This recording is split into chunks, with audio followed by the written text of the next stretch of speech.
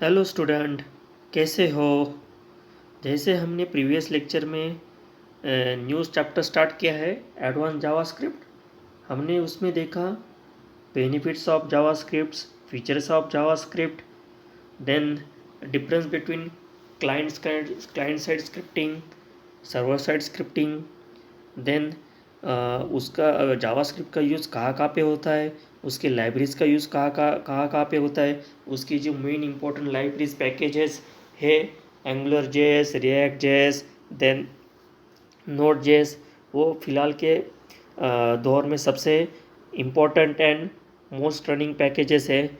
उसका कहाँ पे यूज़ होता है, कहाँ पे यूज़ होता है बच्चों। Web development, mobile app development, desktop app development. Desktop app development के किसके कॉम्बिनेशन से होता है, Angular JS and node JS. ठीक है बच्चों। देन बाद में हमने स्विच के स्टेटमेंट देखा। ठीक है, स्विच के स्टेटमेंट के बाद हमने इंट्रोडक्शन ऑफ लूपिंग स्टेटमेंट देखा है। So today we are started first type of looping statement, for loop. तो फॉर लूप क्या है बच्चों। फॉर लूप ऐसा है कि ये लूप एक ही इसमें इनिशियलाइजेशन करता है, कंडीशन भी चेक करता है, और इंक वो वेरिएबल इंक्रीमेंट भी करता है और डिक्रीमेंट भी करता है। इसका मतलब क्या है, तो यहाँ पे सिंटैक्स दिया है, देखो बच्चों। For in bracket initialization, condition, iteration. Iteration in the sense वो वेरिएबल इंक्रीमेंट होगा या डिक्रीमेंट होगा। Then curly braces statement, then curly braces end. So अब हम एग्जाम्पल से इससे फॉर लूप समझते हैं, ताकि आपको फॉर लूप बहुत अच्छी तरह से समझ में आएगा। तो आपके यहाँ पे बुक में एग्जाम्पल दिया है, for in bracket i is equal to 1 semicolon i less than equal to 5 semicolon i plus plus curly bracket open document write l in bracket i curly bracket complete.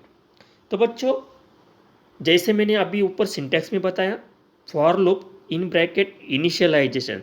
तो इस example initialisation क्या है, तो आई is equal to 1 है initialisation है। आई क्या है इसमें, वेरिएबल। क्या है बच्चों, आई इसमें वेरिएबल। देन कंडीशन, इसमें कंडीशन क्या है बच्चों, आई लेस देन इक्वल टू 5 है कंडीशन। और आई प्लस प्लस क्या है इसमें, इटरेशन, मतलब वो वेरिएबल को इंक्रीमेंट कर रहा है। तो ये लूप कैसे रन होगा अभी हम देखते हैं। यहाँ पे जैसे ही आई इज इक्वल टू 1 बोलेगा, तो आई की वैल्यू चेक होगी कंडीशन में कि आई की वैल्यू जो 1 है वो लेस देन 5 है, तो एस। देन लेस देन 5 होने के बाद वो क्या करेगा, उसका ये आई की वैल्यू प्रिंट करेगा। कैसे प्रिंट करेगा, document dot writeln in bracket जो आई लिखा है वहाँ पे जाके वो वैल्यू प्रिंट करेगा एज अ 1।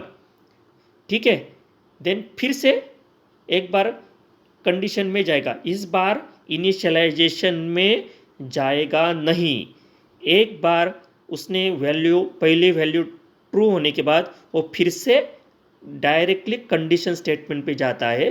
देन वो कंडीशन स्टेटमेंट में जाने के बाद फिर से देखेगा, कंडीशन स्टेटमेंट में जाने के बाद नेक्स्ट वैल्यू लेगा जो आई प्लस प्लस किया है, मतलब प्रीवियस वैल्यू जो 1 आई है 1 प्लस करेगा, 1 प्लस आई की वैल्यू जो है प्रीवियस 1, 1 प्लस 1 2, 2 लेस देन 5 से तो होगी, तो फिर से प्रिंट करेगा। देन फिर से कंडीशन में जाएगा, आई प्लस प्लस होगा, देन 2 प्लस 1 3 है, 5 से छोटा है, तो देन फिर से स्टेटमेंट चेक हुआ। ऐसे करते करते जब आई की वैल्यू 5 हो जाएगी, then 5 less than equal to 5 जब आएगा, तो वो फिर से एक बार और लास्ट बार वो वैल्यू प्रिंट करेगा। देन फिर से वो जब चेकिंग हो जाएगा, देन 5 + 1 जब होगा तो 6 होगा, 6 < 5 है, तो नहीं, तो कंडीशन फॉल्स होगी और ऑटोमेटिकली लूप से बाहर आ जाएगा। तो समझ में आया कि सपोज आपको एक ही ब्रैकेट में वेरिएबल इनिशियलाइज भी करना है, उसको कंडीशन को चेक भी करना है और उसको इंक्रीमेंट या डिक्रीमेंट भी करना है, तो उस वक्त फॉर लूप का यूज़ होता है। जैसे मैंने आपको बोला, वो आउटपुट क्या आएगा इसका, 1 2 3 4 5, वहाँ पे आपके टेक्स्ट बुक के पेज पे उन्होंने दिया है।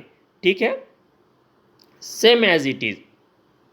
नेक्स्ट एग्जाम्पल उन्होंने दिया है, तो वैल्यू डिक्रीज की, एज अ डिक्रीज लेता है वो, for in bracket i is equal to 5, i greater than equal to 1, i minus minus, मतलब वो वैल्यू डिक्रीज आउटपुट अब हमको प्रिंट करने के लिए वैल्यू माइनस माइनस करते जाएगा जब तक वो 1 पे आता नहीं है। ठीक है बच्चों, इसका मतलब आपको समझ में आ गया होगा कि फॉर लूप कैसे रन होता है। पहले वेरिएबल असाइन होता है, वेरिएबल असाइन के बाद कंडीशन स्टेटमेंट रहती है, if condition is true then वो स्टेटमेंट प्रिंट करता है, देन स्टेटमेंट प्रिंट होने के बाद वो इंक्रीमेंट या डिक्रीमेंट स्टेज पे जाता है, और सपोज कंडीशन फॉल्स होने के बाद वो आउट ऑफ लूप चला जाता है। तो समझ में आ गया बच्चों? ठीक है, then next loop is while loop. तो बच्चों वाइल लूप क्या है?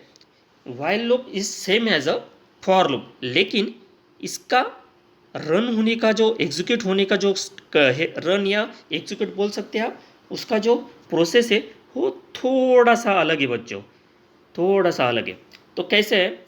सेम, उसका डिस्क्रिप्शन भी सेम है, this loop execute statement as long as the condition is true, as soon as condition become false control comes out of the loop. जैसे for loop में हमने देखा, जैसे कंडीशन जैसे ही फॉल्स होती है वो आउट ऑफ लूप हो जाता है, कंडीशन जैसे ट्रू होती है वो स्टेटमेंट प्रिंट करता है, उसके बाद इंक्रीमेंट या डिक्रीमेंट करता है। बच्चों सिर्फ जावास्क्रिप्ट में नहीं, आप बेसिक से बेसिक लैंग्वेज देखिए, सी लैंग्वेज से लेके पाइथन तक, हर एक लूप स्टेटमेंट में कंडीशन जैसे ही फॉल्स होती है वो लूप के बाहर आता है, कंडीशन जैसे ट्रू होती है वो स्टेटमेंट प्रिंट करता है और उसकी आगे की प्रोसेस चालू कर देता है। जैसी वक्त वो फॉल्स होता है वो आउट ऑफ ब्लॉक आ जाता है। ठीक है, तो यहाँ पे देखिए सिंटैक्स, इनिशियलाइजेशन वाइल ब्रैकेट में condition, then curly bracket statement printing, मतलब ब्लॉक जो कुछ रहेगा, और करली ब्रैकेट कंप्लीट। आपको अभी सिंटैक्स विथ एग्जांपल हम समझाते हैं।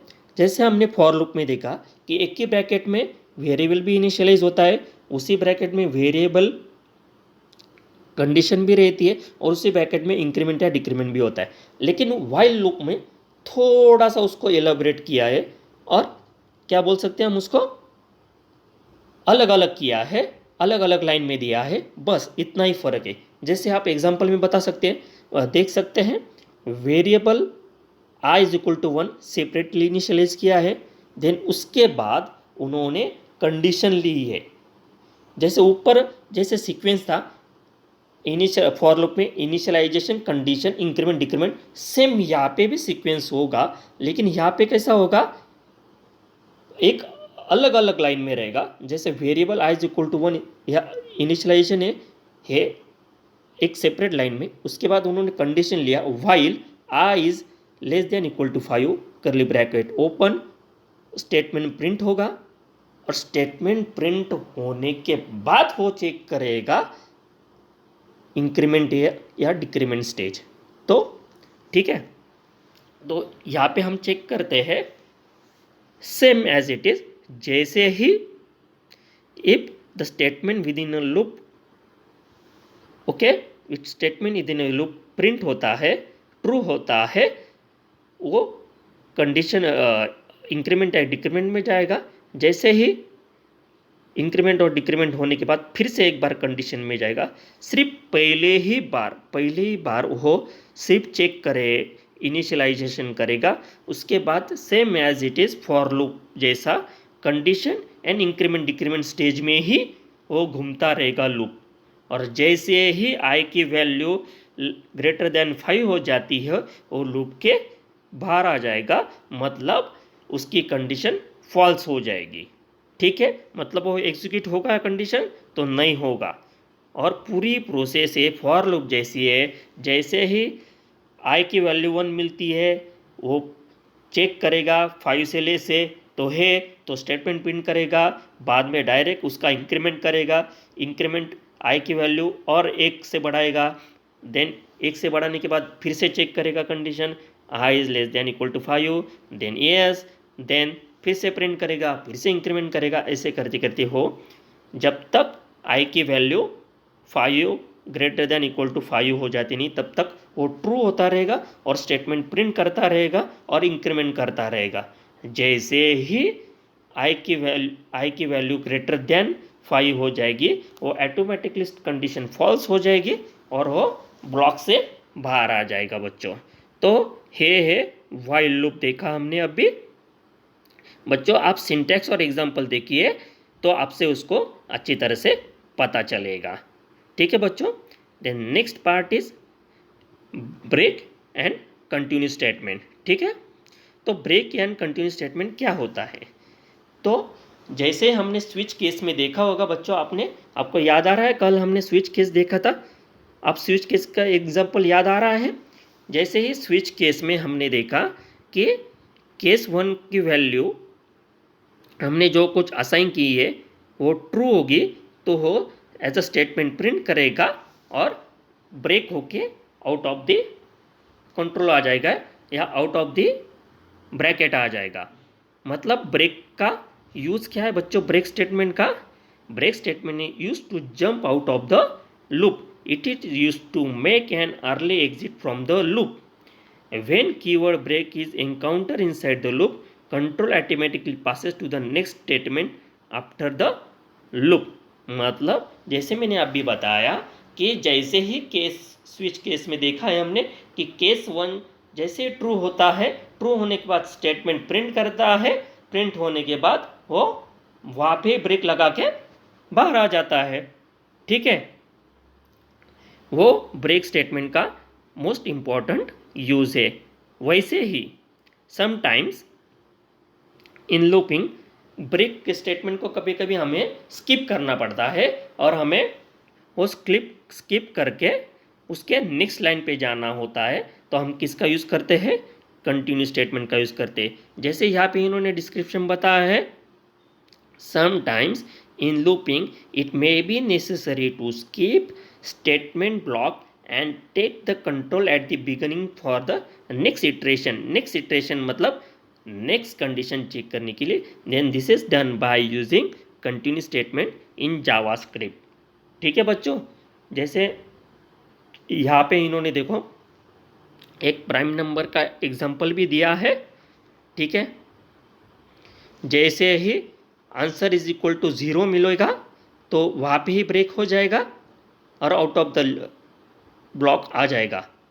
If answer is equal to 1 मिलेगा तो मैसेज क्या प्रिंट करेगा? हो number is prime, yes number is not prime. ठीक है, सिंपल है बच्चों। सेम स्विच की इसका याद रखना कि ब्रेक स्टेटमेंट कैसे यूज होता है और ब्रेक कंटिन्यू स्टेटमेंट कैसे यूज होता है। बच्चों ये हुआ लूपिंग। क्या क्या कौन से लूप देखे हमने जावास्क्रिप्ट में अब अभी स्टडी में? For loop, while loop. For loop में क्या देखा हमने कि एक ही ब्रैकेट में आपका वेरिएबल इनिशियलाइज भी होता है, उसकी कंडीशन भी रहती है और उसको इंक्रीमेंट या डिक्रीमेंट भी हम करते हैं।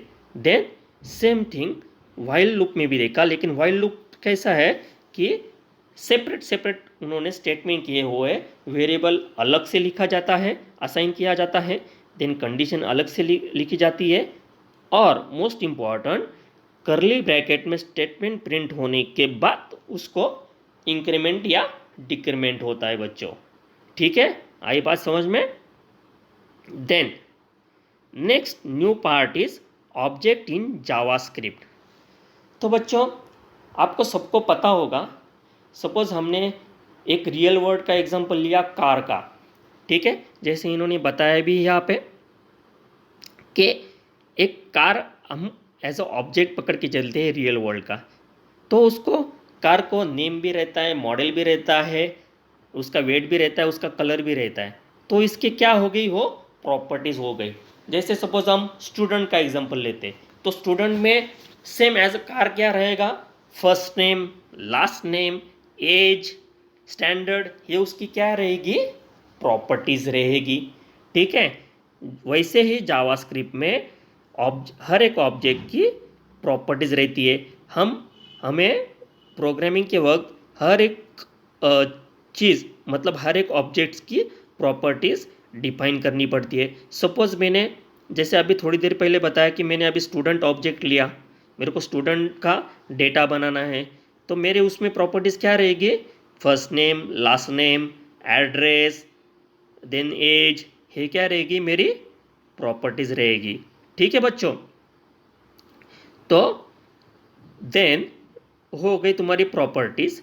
देन उसमें उसकी जो वैल्यूज़ रहेगी, सपोज मैंने फर्स्ट नेम बोला तो फर्स्ट नेम समीर रहेगा, तो उस प्रॉपर्टीज़ की क्या हो गई, वैल्यू क्या हो गई, मेथड हो गई।